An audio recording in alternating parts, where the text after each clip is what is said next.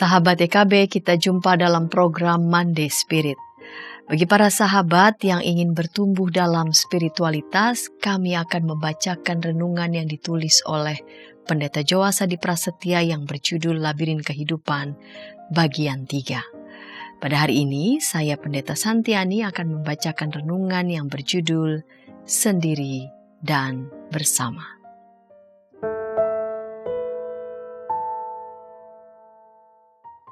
Life Together adalah buku mungil tulisan Dietrich Bonhoeffer yang ditulis semasa ia memimpin sebuah seminari bawah tanah di Finkenwalde. Seminari ini dibutuhkan untuk menghasilkan para pelayan bagi gereja yang mengaku, yaitu sisa-sisa orang Kristen yang tidak sudi bergabung dengan Reichskirche. Yang disebut belakangan ini adalah gereja yang mendukung Nazisme di bawah pemerintahan Hitler. Buku tersebut pertama kali diterbitkan di Jerman pada tahun 1939 sebagai hasil refleksi Bonhoeffer atas kehidupan komunitas yang dijalaninya di seminari bawah tanah itu. Kita semua memahami benar bahwa komunitas iman adalah persekutuan pribadi-pribadi. Maka sejak awal selalu ada ketegangan antara pribadi dan persekutuan, antara yang personal dan yang komunal.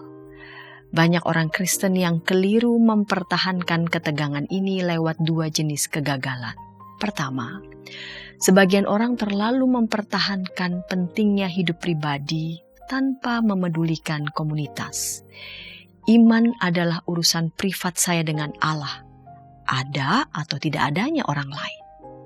Bagi mereka, komunitas dipenuhi dengan orang-orang toksik yang menyebalkan. Kedua, sebagian lainnya terlalu antusias pada kebersamaan hingga mengabaikan pentingnya kesendirian. Hidup bersama di dalam gereja jauh lebih penting daripada relasi personal saya dengan Allah. Bagi mereka, kesendirian identik dengan egosentrisme. Bonhoeffer percaya bahwa kedua sikap ini gagal mempertahankan makna hakiki dari komunitas. Ketegangan antara aku dan kita harus dijaga baik-baik. Bagaimana caranya? Bonhoeffer memberi petunjuk yang sangat menarik, yaitu melalui sebuah paradoks yang menurut Pendeta Joas jitu untuk menjawab banyak pergumulan kita pada masa kini. Di satu sisi ia mengatakan hendaknya orang yang tidak dapat sendirian berhati-hati terhadap komunitas. Ia hanya akan merugikan dirinya sendiri dan komunitas.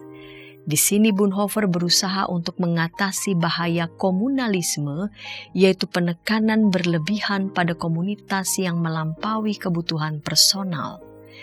Di sisi lain, Bonhoeffer mengingatkan bahaya individualisme dengan berkata, namun kebalikannya juga benar. Hendaknya orang yang tidak berada dalam komunitas berhati-hati agar tidak sendirian.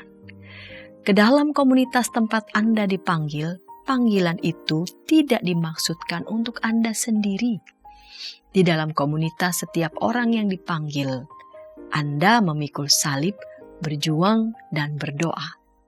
Nah, panggilan Allah tidak pernah berlaku untuk orang per orang, tetapi untuk seluruh anggota komunitas. Jadi lihatlah bagaimana Bonhoeffer menjawab ketegangan antara yang personal dan yang komunal agar kita tidak terjatuh ke jurang komunalisme atau individualisme. Sikap kehati-hatian perlu dijaga. Diskresi spiritual wajib dilakukan. Dalam proses diskresi penuh kehati-hatian itu, kiranya kita menjadi sadar bahwa kita mudah terjatuh ke salah satu dari dua jurang berbahaya itu.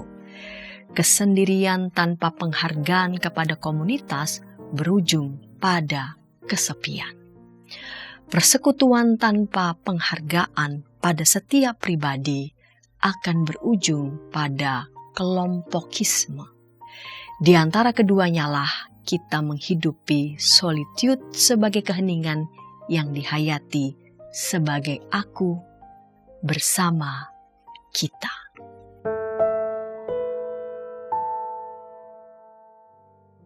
Yang menyatukan kita ke dalam gereja adalah pengalaman bersama pada rahmat Allah yang tidak biasa. Rahmat yang tak biasa itu adalah keselamatan di dalam Kristus melalui kuasa Roh Kudus. Tanpa rahmat Allah yang istimewa itu, apa saja yang diselenggarakan oleh gereja tidak akan banyak berbeda dengan kelompok-kelompok sosial lainnya. Rahmat Kristuslah yang mendefinisikan gereja dan menjadikan pengalaman setiap orang percaya menjadi pengalaman bersama komunitas tersebut. Bonhoeffer sangat memahami ini. Menurutnya, prinsip dasar kekristenan adalah komunitas yang berpusat pada Yesus Kristus. Ia berkata, kekristenan berarti komunitas melalui Yesus Kristus dan di dalam Yesus Kristus. Tidak ada komunitas Kristen yang lebih atau kurang dari ini. Beberapa tahun terakhir, Pendeta Joa sangat tertarik dengan tema persahabatan. Dalam imajinasi beliau, persahabatan dapat menjadi nama lain bagi persekutuan. Gereja sebagai komunitas persahabatan mengambil bagian ke dalam persekutuan Allah Trinitas sebagai Allah persahabatan. Yang menarik, persahabatan komunal dengan Allah itu tidak mengabadikan persahabatan personal setiap orang dengan Allah. Dengan menghayati persahabatan personal tersebut, kita menyadari bahwa orang lain yang kita sahabati dan yang menyahabati kita menjadi pemberian atau rahmat Allah bagi kita. Titik temu semuanya adalah Kristus, Sang Sahabat. Seorang rahib Sistersian bernama Aelred dari Revolks yang hidup di Inggris pada abad ke-12 pernah menulis sebuah traktat yang berjudul De Spirituali Amicitia. Isinya sangat mengesankan.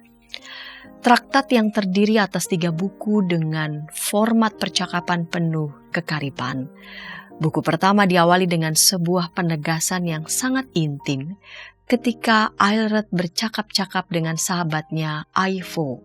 Ia berkata, "Engkau dan aku ada di sini dan aku berharap Kristus hadir di antara kita sebagai yang ketiga."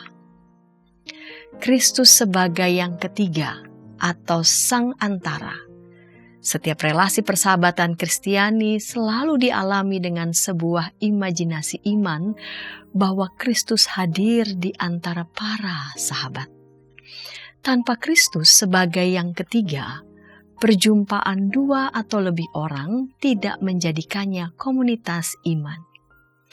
Hanya karena Kristus berada di antara pribadi-pribadi, semua bentuk relasi dan komunikasi terjadi melalui Kristus. Pandangan Aelred ini sangat dekat dengan pandangan Bonhoeffer. Di buku Life Together, Bonhoeffer merangkum prinsip per Christum ini demikian. Kita hanya memiliki satu sama lain melalui Kristus, tetapi melalui Kristus kita memiliki satu sama lain secara menyeluruh dan menuju kekekalan. Karena Kristus yang melaluinya komunitas iman terwujud, relasi insani sekaligus menjadi sebuah realitas ilahi. Bonhoeffer juga mengatakan, persaudaraan Kristen bukanlah sesuatu yang ideal, tetapi ia tetap suatu realitas ilahi.